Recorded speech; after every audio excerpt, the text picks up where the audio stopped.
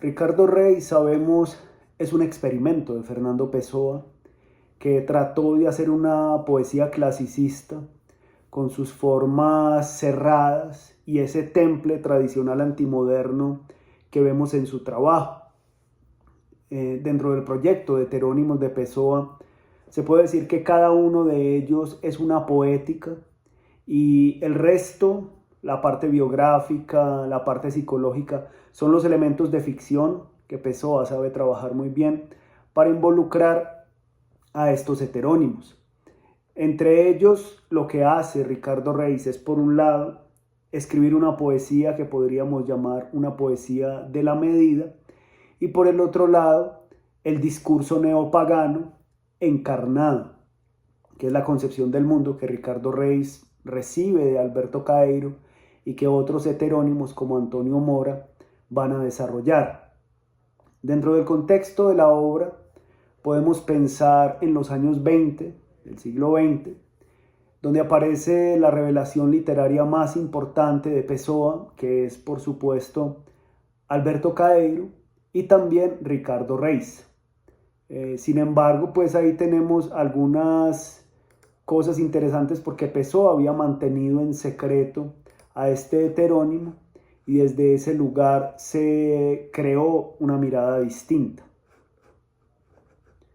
Ahí entonces tenemos como base fundamental la creación literaria que ofrece Fernando Pessoa y este heterónimo, que viene a ser el tercero de los heterónimos, es aquel que, digamos, genera una mirada diferente en la obra y en la creación de Pessoa.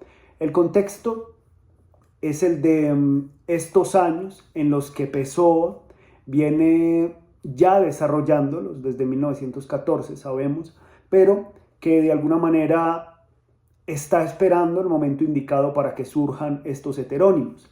Los tres heterónimos fueron publicados inicialmente en textos aislados, Álvaro de Campos en la revista Orfeus en 1915, con los poemas Oda Triunfal, Oda Marítima y Opiario. Ricardo Reis en 1924 con el conjunto de las 20 odas publicadas en la revista Atena, y Alberto Caeiro, que fue el primero que surge como de este grupo de heterónimos, y sin embargo él es publicado en 1925 también en la revista Atena con 39 poemas del guardador de rebaños. La revista Atena es un movimiento literario importante en el cual participó Fernando Pessoa. Se publicaron 5 números entre 1924 y 1925 y contó con el apoyo financiero del director artístico que era el pintor Ruy Vaz. Es una obra literaria que sobre todo buscaba tener libertad para determinar este contenido de la revista, y en este número, como digo, se publicaron textos de Álvaro de Campos, de Fernando Pessoa Ortónimo y algunas colaboraciones de amigos cercas como Almada, Luis de Montalbor, incluso algunos poemas de Sacarneiro. También había traducciones de poesía griega, traducciones de Edgar Allan Poe, un ensayo sobre Leonardo da Vinci, y es este contexto en el que Fernando Pessoa da a conocer a Ricardo Reis y Alberto Caeiro. Esto pues con respecto a esta revista, entre las cuales aparecen las 28 odas de Ricardo Reis. Después, digamos, esta revista cayó en problemas y ya Pessoa siguió escribiendo de forma manuscrita, y lo que él mismo hizo fue que, teniendo el número de la revista ya impreso, él corregía sobre lo que se había impreso y producía otras versiones. Por eso, digamos, en la versión de Abada, que ustedes tienen a la mano, muchas de estas son versiones diferentes, sobre todo porque Pessoa corrigió sobre lo que ya se había publicado. De Ricardo Reis podemos decir que nació en 1887 en Porto, que era el centro de la resistencia monárquica después de la proclamación de la República, y es el tercero de la tríada de los heterónimos que fueron más perfectamente configurados en la obra de Pessoa. También, digamos, acá él es un médico neoclasicista. Pessoa lo define como un Horacio griego que escribe en portugués. Él produjo textos metrificados, poemas no necesariamente rimados, pero sí contados en sílabas, y el contenido, pues sabemos, la futilidad de la vida, la necesidad de aceptar nuestro destino. Ricardo Reis, y su apellido lo dice, Reis, Reyes, era monárquico. Él se exilió en Brasil, sobre todo debido pues al establecimiento de la República, y mucho del intercambio y la creación literaria de Pessoa tiene que ver específicamente con el modo en que Ricardo Reis tiene que intercambiar muchas cosas. Por eso uno de los escritos, de los prólogos con referencia a Alberto Caeiro, se tiene que esperar un tiempo para que llegue la obra de Ricardo Reis. Su estilo es clasicista, a más no poder, y no solo consiste en las estructuras métricas, sino también en la sobriedad. El clasicismo toma mucho de los descubrimientos que se hace de las artes visuales, en especial por la arqueología, y poco a poco se va encontrando, equívocamente, por supuesto, una de las teorías de Winckelmann con respecto al clasicismo, es que la escultura griega, por ejemplo, era muy sobria, porque no tenía colores sobre ella, era ese tono marmóreo sobre el cual se construye una teoría muy interesante, muy profunda sobre la sobriedad del clasicismo. Lo particular es que después se descubrió que sí eran pinturas, es decir, las esculturas estaban pintadas, lo que pasa es que el tiempo borró la pintura y quedó el mármol desnudo. Ricardo Reis trata de escribir en ese estilo marmóreo desnudo y sobre todo tratando de vincularse con lo clásico, con Horacio, con Ovidio, en un estilo que es reiterativo, de rotundidad sentenciosa. Él evita el recurso al anecdótico, no es una poesía que cuenta historias, y más bien prefiere lo absoluto por encima de todas las formas, digamos, de contar o de esa fluidez. El poema es breve, es epigramático, está bien construido, pero a veces son difíciles, porque el uso, digamos, incluso de la hiperbatón, los que han estudiado latín lo saben, que el hiperbatón permite ubicar sustantivos, adjetivos y verbos en órdenes diferentes, no por mero capricho, sino por una intención al decir, y lo que busca Ricardo Reis también es eso. Él elige ese estilo clásico sobre el estilo barroco y hace una inversión de ese orden estructural, porque lo que busca es tanto asimilarse al griego koiné clásico como al latín. Ahora, esta relación siempre de los heterónimos de Pessoa con el sensacionismo se hace presente también en la obra de Ricardo Reis. Los tres poetas, digámoslo, de Fernando Pessoa tienen sensacionismos diferentes. Alberto Caeiro tiene una disciplina de su sensacionismo, y es que las cosas deben ser sentidas tal como son. Ricardo Reis tiene una disciplina diferente, y es que las cosas deben ser sentidas no como son, sino de un modo que se integren en un ideal de medida y de regla clásica. Y Álvaro de Campos considera que las cosas deben ser simplemente sentidas. Este último, pues, es el que mejor ilustró la esencia del sensacionismo. Sin embargo, también hay sensacionismo en Ricardo Reis. Reis apunta al renacimiento neogriego, habla en un lenguaje arcaizante, por supuesto, hace referencias a los dioses, como lo venimos viendo, casi siempre aparece ahí. Por ejemplo, voy a leer uno de sus poemas para que tengamos esa imagen, que es la Oda 3, cuando dice: yace el mar, en lo oculto gimen vientos en eolo cautivos, con las agudas puntas del tridente frunce Neptuno las inmensas aguas. Alba es la playa y llena de pequeños brillos bajo el sol claro. Inútilmente parecemos grandes. Nada es a nuestra en el ajeno mundo. Presupuesta grandeza reconoce o con razón nos sirve. Si aquí de un manso mar mi impreso indicio han borrado 3 olas, ¿qué me hará el mar cuyo eco en la hosca playa de Saturno se forma?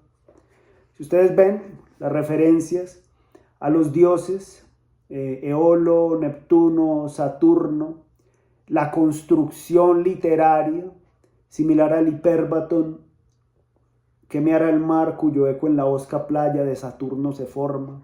Es casi como si estuviéramos traduciendo directamente del latín o leyendo de él. Este es el lenguaje pues típicamente neogriego, arcaizante, estas referencias.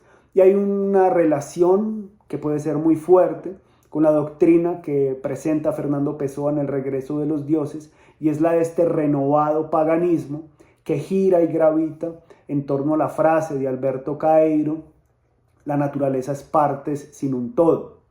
Podríamos decir que esa es la fórmula filosófico-poética, y algunos especialistas dicen que la fórmula teológica la plantea Ricardo Reis cuando dice: a cada cosa hay un Dios que compete.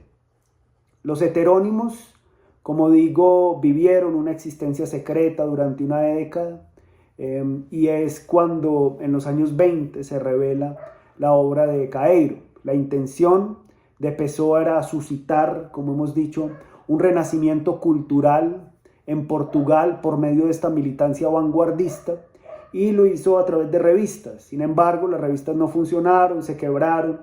Pessoa mismo trató de crear una imprenta que se llamaba Ibis, en honor pues a este dios griego de la escritura, y sin embargo se quebró. No es que fuera muy bueno para los negocios. La abuelita de Pessoa murió y todo el dinero con el que él pudo haber vivido, no holgadamente, pero sí tranquilamente, y dedicarse a escribir, lo invirtió todo en una imprenta y finalmente se quebró. Entonces le tocó, pues sabemos, dedicarse a esta vida de oficinista por el resto de la vida corta que le quedaba. Acá Pessoa lo que hizo, ya sabiendo que en su intento con revistas se quebraban muy rápido, no funcionaban bien, es que él empezó a multiplicarse en esta comunidad de poetas, ensayistas, narradores, críticos literarios, filósofos, y creó una propia civilización sin salir de casa, entre comillas, porque sí salía mucho, se mantenía en los bares y en la oficina, y desde ahí empezó a crear una obra distinta. Entonces este deseo de Pessoa fue crear una civilización de heterónimos que levantara la cultura portuguesa, y entre ellos aparece Ricardo Reis como una de las personalidades más fuertes para hacerlo desde un ángulo del clasicismo. Hay intentos, digamos, cuando uno mira la obra de Pessoa y todas estas variantes que hay, como digo, esta versión que es la de Juan Barja y Juana Hinarejos, que aún no abarca toda la edición crítica que se ha venido dando, sin embargo logran mirar todas las versiones que puede haber, todas las correcciones previas de 1914, por ejemplo, de las odas, las publicaciones posteriores, e incluso se han descubierto más correcciones que Pessoa hacía sobre sus propios escritos, y ellos tuvieron la idea, junto con Richard Sennett, de aplicar a una sola oda de Ricardo Reis todas las posibles variantes que tenía. Y de eso surgieron 28.224 poemas de todas las variantes, ¿sí? Aplicadas a un solo poema. Es decir, de un solo poema, 28.224 poemas. O sea, esto era la genialidad de Pessoa, y sin duda el trabajo duro, porque la genialidad, pues, para que funcione, se debe acompañar de trabajo duro y también de sudor, y esto es a lo que se dedicaba Pessoa. En cuanto a la obra completa, se encuentran 219 poemas, no solamente los 28 que se publicó en vida, y esto significa que no hay un Ricardo Reis, como dice Jerónimo Pizarro, sino múltiples Ricardos Reis, que la pluralidad aparece en él incluso dentro de los propios heterónimos. Es decir, Pessoa es plural, pero los heterónimos son plurales. Y esto implica también que Pessoa sea un poeta inacabado, que sea un poeta que todavía no ha terminado de ser impreso y ha podido crear unas miradas distintas. Por esto, especialistas como Jerónimo Pizarro dicen que Ricardo Reis es un texto múltiple que depende de los criterios de cada editor para escoger la mejor versión de sus poemas.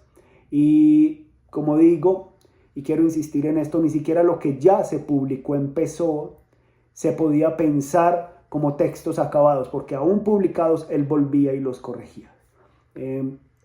Tenemos pues entonces este panorama de Pessoa.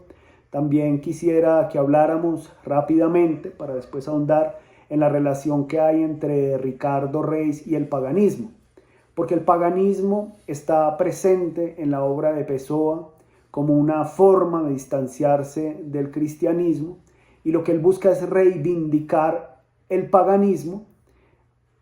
Lo hace sobre todo a partir de lo que se entiende como una creencia o una vivencia teológico-moral, a diferencia de Antonio Mora, que lo hace más desde una perspectiva filosófico-moral, cuando habla pues en La sustancia del paganismo, que dice que la disciplina es la única ética de los estoicos. Entonces tenemos ahí en Ricardo Reis este intento, y su forma misma de escritura, en una forma epigramática, es hecha al estilo de un consejo o de un diálogo.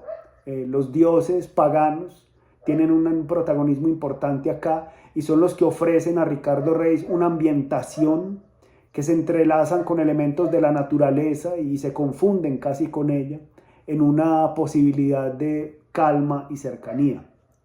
Este paganismo en Ricardo Reis tiene una cercanía muy fuerte con la crítica que hay hacia el cristianismo. Incluso Miguel Casado, que es uno de los comentaristas de la obra de Pessoa, ve mucha cercanía con Nietzsche. Por ejemplo, dice que Cristo es un Dios más, uno que faltaba en el panteón clásico, tan dudoso y auténtico como los otros. Y esto, digamos, presenta un conflicto con el fanatismo de los cristianos, que dicen que el único Dios que existe es el Dios de ellos. Esta poesía que presenta Ricardo Reis podemos pensarla como una poesía pagana, pero no necesariamente como un sistema del paganismo. Pessoa pensaba que no es posible construir un sistema religioso por medios intelectuales a través de un razonamiento especulativo. Citando a Antonio Mora, cuando dice: un fenómeno intelectual no es una religión. La religión es de los sentidos y de la emoción directa y general. Una religión nace de lo distintivo y no se puede construir como se construye un sistema metafísico. Tiene que nacer de la sensibilidad directa de las cosas. Esto se parece a lo que pensaba también Hegel de la religión, que digamos permite una eticidad, pero todavía no es sistema. A diferencia de Hegel, para el cual el sistema como abarca la religión, pero es mucho más que ella, en Ricardo Reis y en Fernando Pessoa en general, también como lo plantea Antonio Mora, la religión surge orgánicamente y tiene más que ver con un sentimiento de vinculación, tal vez mucho más cercano a la perspectiva de Schleiermacher, que decía que la religión es un sentimiento de dependencia del absoluto.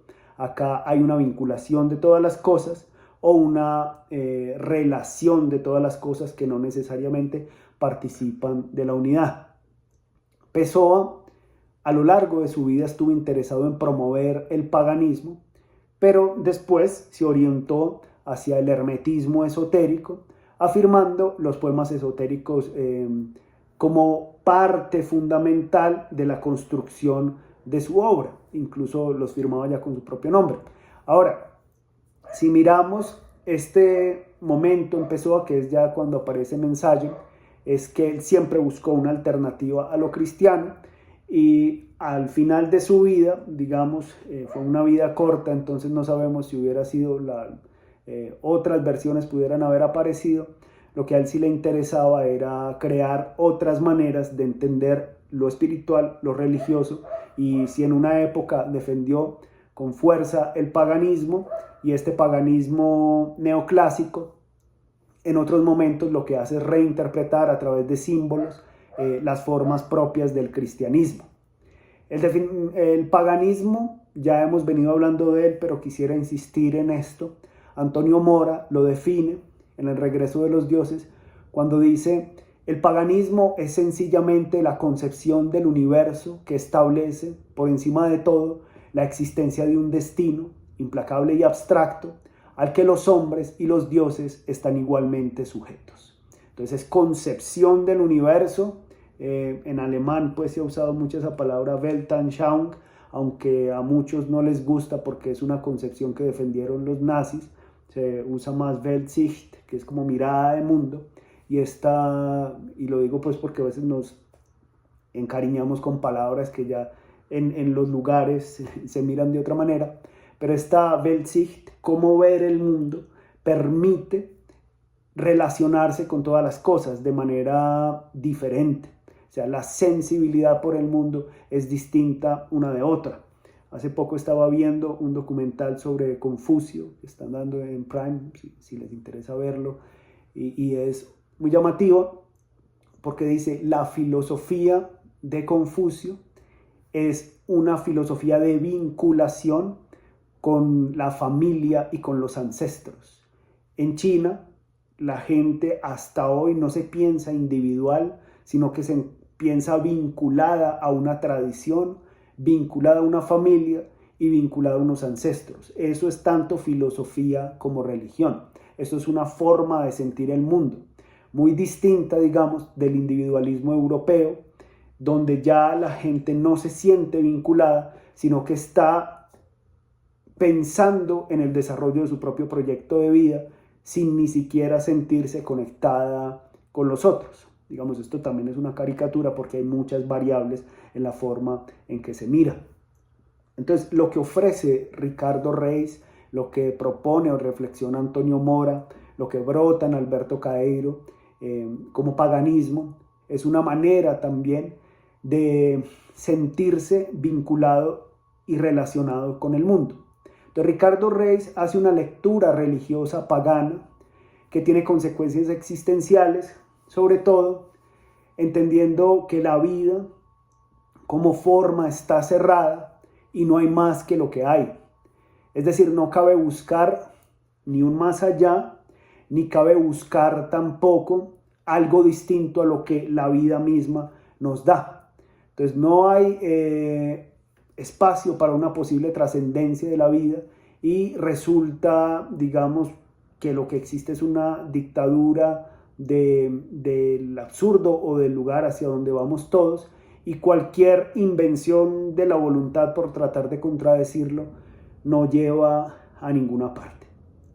Esto nos hace pensar en el pensamiento de Ricardo Reis, que apunta a una interpretación filosófica de la obra de Alberto Caeiro. Y en este sentido, por eso él es el que escribe el prólogo, y recae sobre todo en esta idea de la naturaleza es parte sin un todo. Lo desarrolla Ricardo Reis pensando en las imágenes de los dioses y se afianza en esto. Alberto Caeiro, para Reis, representa la ruptura con la tonalidad que dominaba el medio poético portugués, y en general para los críticos, digamos Miguel Casado lo propone así, frente al contexto portugués. Había pues una escritura saudosista, una escritura nostálgica, y por el contrario, lo que hace Caeiro es el aquí, el ahora, la simpleza, casi como un niño transparentándose poesía. Ricardo Reis sigue esta línea, pero también plantea una ruptura con Alberto Caeiro, porque, como dice Miguel Casado, Reis en principio es Pessoa cuando sondea posibles vías para romper consigo mismo. ¿Y cómo Pessoa rompe consigo mismo? Rompiendo con su maestro Caeiro, que es un maestro que nació de él mismo.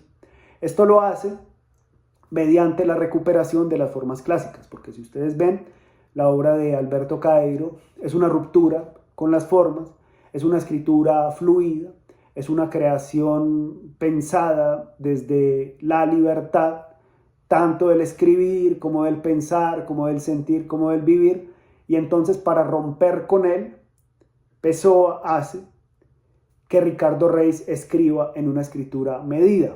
frente a un Álvaro de Campos que es desmedido y frente a un Alberto Caeiro que es despreocupado. Acá aparecen los conceptos de disciplina y límite, muy propios de Ricardo Reis, muy propios de las escuelas helenistas posteriores a los grandes clásicos de la filosofía griega. Me refiero a Platón y Aristóteles. Sócrates pues no escribió, y algunos dicen que es una figura creada por, pues si bien existió históricamente, el Sócrates que conocemos en Platón es una figura creada por Platón. Después vienen las escuelas, que son aquellas que tratan de hacer de la filosofía una forma de vida, incluso una religión, y acá en este estilo establecen la propuesta de la disciplina, la del límite y en algunos los de la desmedida. Ricardo Reis lo que busca es poner un límite al verso libre de Alberto Caeiro y Álvaro de Campos mediante esta forma cerrada de la escritura. Él busca dar forma a las emociones, sin duda alguna, pero se concentra más en la idea. Por eso, incluso en la discusión entre Álvaro de Campos y Ricardo Reis, se dice que una idea perfectamente concebida es rítmica en sí misma. Es una distancia que tienen entre los heterónimos. Por eso hablamos de Pessoa como el creador de un sistema, de heterónimos como una forma bastante llamativa de construir miradas y bastante consciente de lo que quiere hacer. Ahora, hay una relación fuerte en Ricardo Reis entre poesía y pensamiento, porque aunque a Ricardo Reis le interesa la forma cerrada, lo determinante en el poema es el pensamiento, es la fuerza espiritual que tiene. Por eso dice en uno de sus odas: pongo en la altiva mente el fijo esfuerzo de lo que es alto y a la suerte firme. Siempre está pensando en fijar la idea y quiere hacerlo de la manera más adecuada.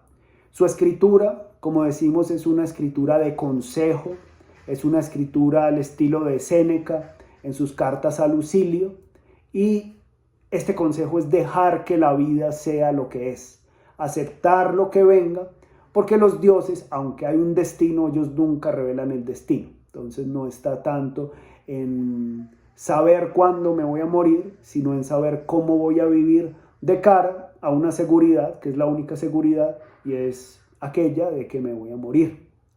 Esto es una poética por esto mismo de la aceptación, que es un saber aceptar que incorpora aquella invitación del carpe diem de pequeños goces.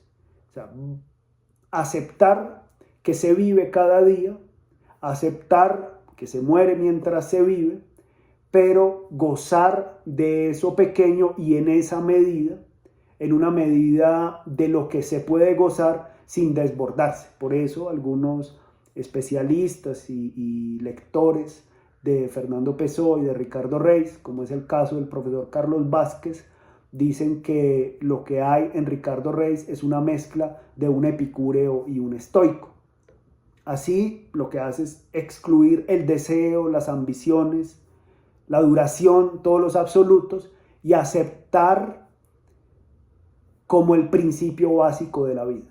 O sea, aceptar es ajeno a la moral, a la virtud, porque no se incluyen expectativas, ni siquiera esa moral de que voy a vivir la eudaimonía, por ejemplo, entonces voy a tener una ética para vivir mejor. Básicamente es la aceptación.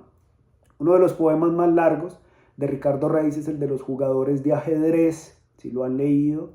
Fue escrito en 1916 y es precisamente uno de los jugadores que mientras una ciudad se incendia, ellos siguen jugando y moviendo las fichas. Esto es, digamos, la aceptación, y por el otro lado la medida, que es la palabra clave en Reis. Es la medida para la estructura de sus poemas, pero también la medida para el modo de vivir. Es reconocer nuestra medida, reconocer nuestro límite y reconocer también las fuerzas superiores o lo que nos supera.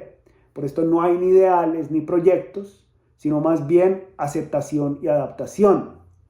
Esto se remite a estas escuelas antiguas, pero incluso hasta el oráculo de Delfos, que este noti se autón o conócete a ti mismo, tiene que ver con conocer los propios límites. No es simplemente un autoconocimiento desbordado, sino saber hasta dónde puedo medirme por el concepto antiguo de la hibris, que ustedes conocen, es el concepto de desmedida, cuando ciertos seres humanos tratan de enfrentarse a los dioses como si fueran capaces de darles la pelea y siempre terminan derrotados. Acá es muy distinto del concepto moderno de ambición y por esto mismo tenemos en Ricardo Reis a un poeta que no cree en el progreso. Esta idea del progreso que la asumimos como natural no necesariamente es una realidad, es un concepto que hay detrás, o de que todo va mejorando, o de evolución que ya está tan asimilada en nuestra cultura. Ricardo Reis considera que de lo que se trata es de medida y de aceptación. Ahora, hay una diferencia con el modelo de la ataraxia, que era de no desear nada, porque hay una diferencia frente a esta negación de las pasiones y es una aceptación de la realidad. En este sentido, saber que lo que hay es una realidad que se desborda y sin embargo es una entrega a los pequeños instantes que permite vivir de una manera placentera. Por eso en una de las odas dice Ricardo Reis, placer sí, pero despacio, porque se reconoce la realidad del dolor, pero también la realidad del placer y se invita a aceptarlo. Hay, por supuesto, un peligro, una trampa en la que cae Ricardo Reis. Esto lo dice Casado, también Carlos Vázquez lo asienta, yo lo he mirado en otras ocasiones, y es que él acepta tanto el destino que a veces se entrega al destino y esta entrega puede parecer de una angustia autodestructiva, de una autoanulación en la que se ve muchísimo esta figura de, bueno, finalmente, si la muerte es la que pone los límites a la vida, como las orillas de un río, y resalta la vida, a veces de tanto mencionarla, de tanto preocuparse, parece que toma un protagonismo incluso más fuerte que la vida, como si las orillas fueran más importantes que el río. Ricardo Reis en su poesía lo que hace es una invitación, y de ahí que Casado diga que es un mantra de la negación de existir. Yo lo veo más como una serenidad y una afirmación del existir, pero por copas, por llamarlo así, como él dice, y lo repito, placer, pero despacio, donde entre los opuestos está el instante. Yo hablaría más del instante en Ricardo Reis que del antes y el después, que es lo que a veces preocupa. Hay una propuesta filosófica en estos poemas y es una invitación a suspender el conocimiento, no a quedarse pensando en los límites de la vida y más bien entrar en este compás de los días, en este carpe diem. Algunos especialistas lo llaman los momentos caeiro, y es vivir el instante y asombrarse por lo que el instante ofrece, rodeado de una masa de preguntas, de dudas, de angustias que se evidencian también en la poesía de Ricardo Reis. Según Eduardo Lourenço, el lema de Ricardo Reis es: ser consciente es ser infeliz. Por lo tanto, lo que hay es que vivir el instante. También hay un tono melancólico, como les digo, una sensación de pérdida sin el deseo de recuperación de lo perdido, porque se sabe que no se va a recuperar. Por ejemplo, la alusión al dios Pan, cuando se dice que el dios Pan no ha muerto, pero se ha perdido, o cuando dice esa flauta llora sonriendo mientras la oyes, algo que se va escuchando a lo lejos. Es un tono fuerte que podríamos llamar también una saudade.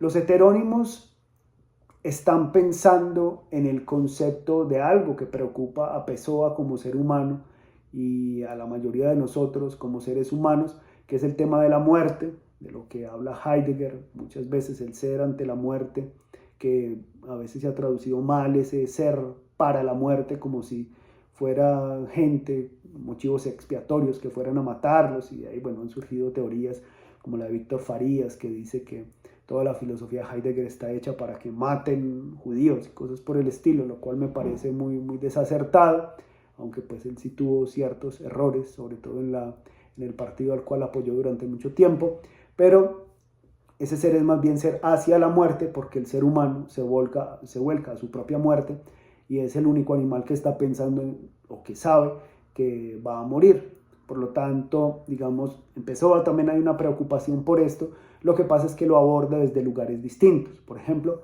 para Alberto Caeiro no hay muerte, no se distingue el sentido de la muerte propia de un acontecimiento natural, es decir, como un árbol que se seca, básicamente. Y para Ricardo Rey siempre está a la vista la posibilidad de la muerte.